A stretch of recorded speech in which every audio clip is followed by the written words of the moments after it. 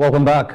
You're still watching News Hub this morning. Now let's get into the heart of the matter today on the program. Just on Friday last week, the president, or the APC if you like, put to bed the speculations with regards to the Vice President Tinubu-Shettima's candidacy with the President Tinubu to run for next year's elections. And as it stands, both parties have submitted the nomination forms to the appropriate body. But then the question remains as to whether or not Nigerians are as yet comfortable with retaining the Muslim ticket, which, by the way, when it all started some 4 years ago, there were lots of questions and lots of concerns with regards to that. But of course, we're talking about the viability of this ticket between the president and the vice president as it is, as we stand, or as it stands at the moment. We're being joined this morning by the Senior Special Assistant to the President on Media and Communications, Office of the Vice President, Mr. Stanley Mokocha. Mr. Mokocha, thank you for joining us this morning. Welcome. Thank you, David. How are you guys doing? We're doing very well. Thank you very much. Stanley. Yeah, and I see Tolu over there. And of course, my welcome. friend, Mustafa Isa. Mustafa, you abandoned me. No, I don't know that. I did not. I should say you abandoned me. Way back from Maiduguri. No, I didn't. All right. How are you? About that. Good morning to you, David. Yeah, good to see you again. All right, now Stanley, let's talk to you about what we're seeing right now with the president and his current vice sticking with each other for next year's elections. There's a lot of questions being raised, especially with regards to the ethnicity and the religion. Beg your pardon, more or less the religion. Talking about the Muslim ticket. How exactly do you think Nigerians are going to take this going into next year's polls, considering the sort of dust that he raised back in 2022? Thank you, David. When it comes to the issue of nominating candidates in any election, be it your governorship election, be it your presidential elections, there are always factors you take into consideration. When it comes to President Bola Ahmed Tinubu, leave it or not, take it or not, reject it. You might like him, you might hate him. One thing you cannot remove from President Bola Ahmed Tinubu is his docility, his experience. He's such a strategist when it comes to elections. So for him, you can never attach religious bigotry or fanaticism to the name Bola Ahmed Tinubu. He has earned his place in our democratic tenets, in our democratic trajectory, in our struggle for democracy. He has embedded as far as I'm concerned, he is clearly writing his name in our most cherished book of democracy in this country. And so when it came to the issue of nominating a vice presidential candidate in 2023, take it from me that the least factor the president considered was what religion was this gentleman from. I can tell you for free that the president, what he calculated then was acceptability in terms of clearly political calculations on who it was that he could bring on board to ensure the APC delivered the goods in terms of victory. He also looked at competence of the individual he was bringing on board. He looked at the experience on board. Don't forget that in Tinubu-Shettima, you had a lecturer, you had a banker, you had a commissioner, you had a governor for 8 years, you had a governor who later transited to becoming a senator. So call it a mixed grill. In local parlance, we would say that ticket, Tinubu-Shettima brought in what you could call a perfect salad for the Tinubu administration. And we all saw how it ended up, all right? Yes, in 2023, there were resentments, there were kickbacks as to that particular ticket, given the fact that, look, we've been used to the complexity and, of course, the openness of the Nigerian society, where there was a much issue about Christian Muslim. But it has been put to rest the performance of this government, the attitude of this government, the character brought to bear on the governance of this nation has been of the Muslim ticket. That look, there is no one single thing you can pin and say, look, because of the Muslim ticket we are running, this has occurred or this has not occurred. What you will see in this particular ticket is a leadership that is devoted to Nigerian cause, a leadership that is devoted to history, and even when you narrow it down to the president's family himself, his wife is a deaconess in church, she's a Catholic. So what tells you that if you have accepted a partner with whom you have lived with for many years down the line, the question becomes, is it in running the affairs of the nation that you begin to consider Muslim ticket or religious tickets? No. And then as we get into 2027, Nigerians have seen for what it is that look, religion as a factor, yes, is a determinant factor when it comes to calculations in Nigerian politics. But as it is right now, Nigerians have seen through the heart and soul of both President Bola Ahmed Tinubu and Mr. Vice President, and clearly know that look, it portends no danger whatsoever. These gentlemen have been serving Nigeria to the best, and you cannot even say, look, when it comes to composition of their cabinet, you would agree with me that look, it's been open ticket. Here I am, when the First Lady spoke about the son of an Akara woman or the Akara business, people were laughing, and without mincing words, right, so my question, without no shyness about it. I don't know if you can hear me. Do you think retaining the same tickets, will strengthen party unity? Of course, also given that there might be dissatisfaction within the APC bloc on who they felt should have been a potential running mate for the president, because if you look at the trajectory, there was a bit of flack over should it be Shettima, should it be other people, within the APC elders. So my question, like I said earlier, would it strengthen party unity, and how best would he appease those people who might have had some issues with him coming back? No, that's what I'm telling you, that look, there are no issues. If you have issues whatsoever, it will be people who are either interested in the same seat or opposition members. And I've told you that look, the larger society has to do with the Nigerian people, the Nigerian interest. How do you win an election?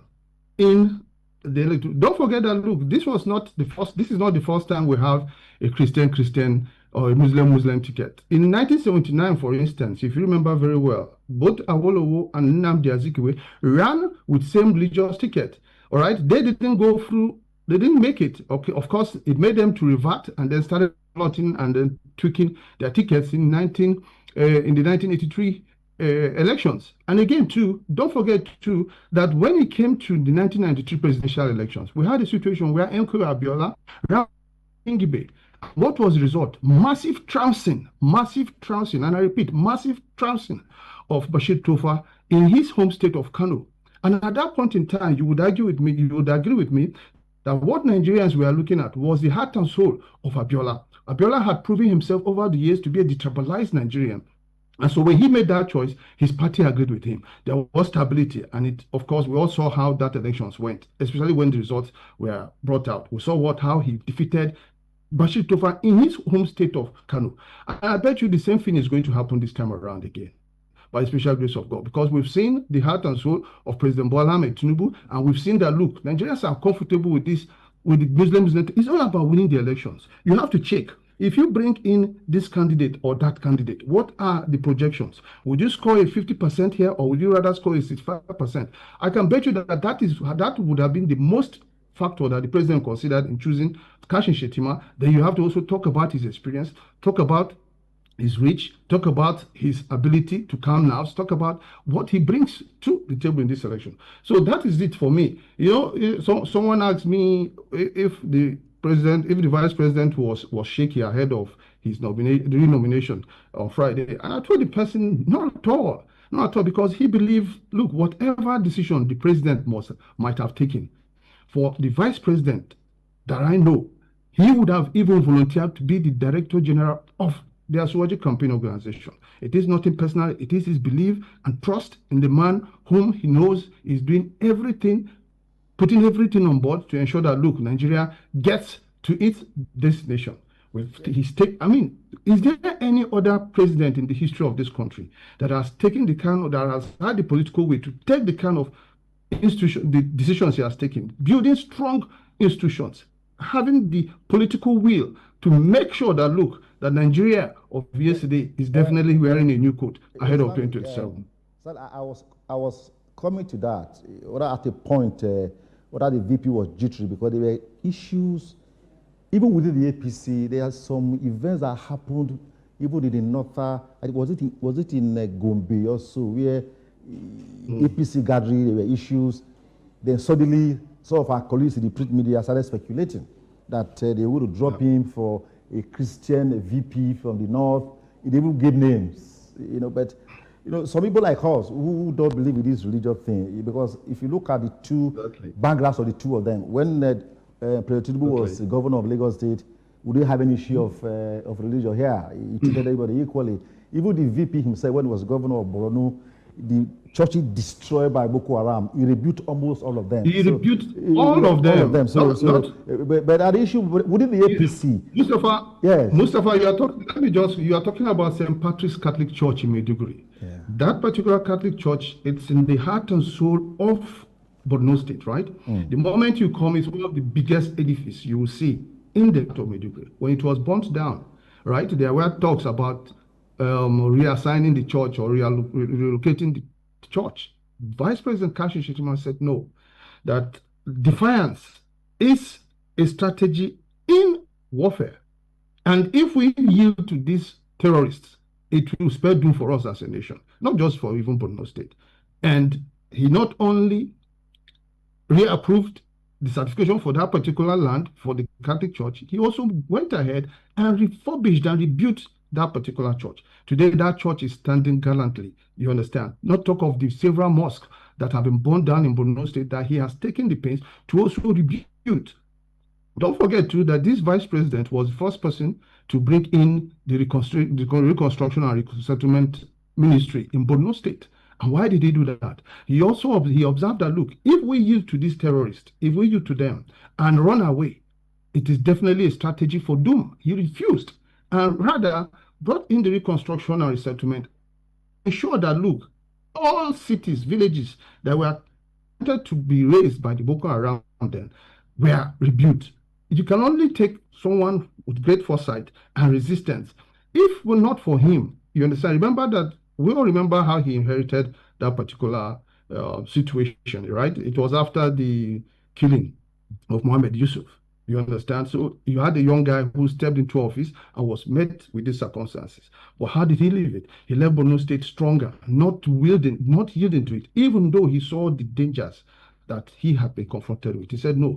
When he chose Babagana Umar Zulum to become the governor of Yobe State as the APC candidate back then, it will shock you that Babagana Zulum had not even spent 2 years in his administration. But he saw a guy who was forthright, who was definitely good for the job, and didn't give it to his friends or cronies. He gave it to the most competent man, because at that point in time, Borno State and in effect Nigeria was what he was thinking about. And I'm sure that the president must have factored all this into consideration before nominating him. Talking about getting G3, yes. No, the vice president was never G3. I can tell you for free, Mustafa, that if there is one man who believes that power comes from God, if there is one man who believes that, look, that I have been fortunate in life, from a lowly class family, coming into struggling, getting educated, becoming a lecturer, becoming a banker, and by from special grace of God, a commissioner in a state, moving to become the governor of Borno State, a volatile state like that, whom he refused to hand over to these terrorists, and afterwards moved to become the senator of the Federal Republic of Nigeria. You understand? For you to have that kind of pedigree, it means that, look, you have done tremendously well, and God has also been faithful to you. So as far as he's concerned, there was no question about President Bola Ahmed Tinubu having the sole right, and I repeat, the sole right to nominate his candidate ahead of 2027 elections. All right? He had been, if whichever way it had gone, trust me, that this vice president would never have abandoned the president. He would definitely have support, not just for the president, but for the soul of the party which he believes in. And so if you refer to the incident in Northeast Gombe State, I remember vividly that some persons, because his name was not mentioned at that point in time, you understand? So there was some spontaneous reaction. Yes, I agree. In politics like that, there are ways you can express your grievances. And so maybe some of his supporters felt bad and expressed their way. But then again, let's not take off the fact that at that point in time, the sole prerogative, the sole decision to nominate a candidate was definitely that of Mr. President. Yes, Mr. Mokacha, can you hear me? All right, very quickly. Yes, very quickly. I want to take you back to what you said earlier about, the pair of Mr. President and his Vice President performing. Between 2023, when they took power, when Mr. President took power, and right now, we have quite the chasm. As at the time, about 30-something% of Nigerians poor. Now there are 62% of Nigerians poor, as the figures will have it. Inflation, as it stands, is biting hard. Nigerians and their spending power has eroded. What exactly is the government going to campaign on going into next year's elections? So let me fault you on that, so that you don't throw out wrong statistics. Inflation, remember, when this administration took over, inflation was about 24%, right? As we speak with you right now, it's gone down to about 14% right now. So what does that tell you? It tells you that, look, that a lot of things is being done.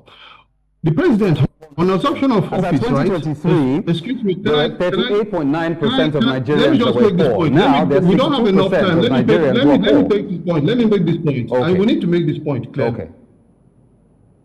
When this president took over, right?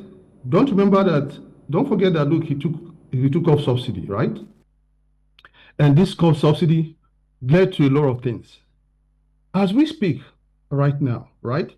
States who are saddled with the added responsibility of increasing the welfare of citizens are now receiving 4 times what they received back then.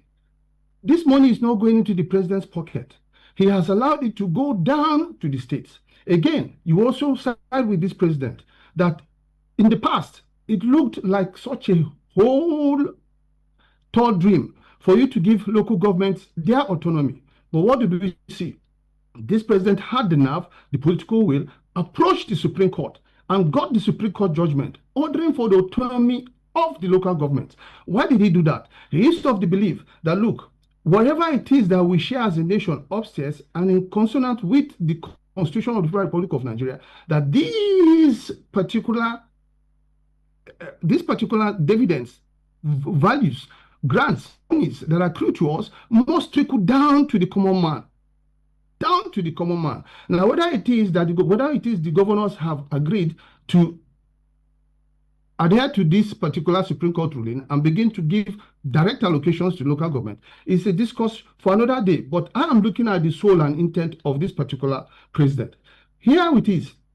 Again, too, let's not forget that when that subsidy was removed too, we had increment in the salary of civil servants. Naturally, when you increase salary, you would agree with me that even your landlord will increase his own rent. The woman on the street would increase. The lady selling tomato would increase. So it comes with a multidimensional and multifaceted approach, result too, when you sit with some bit of major macroeconomic decisions like that. Okay, so but then again, let's also look at too the overall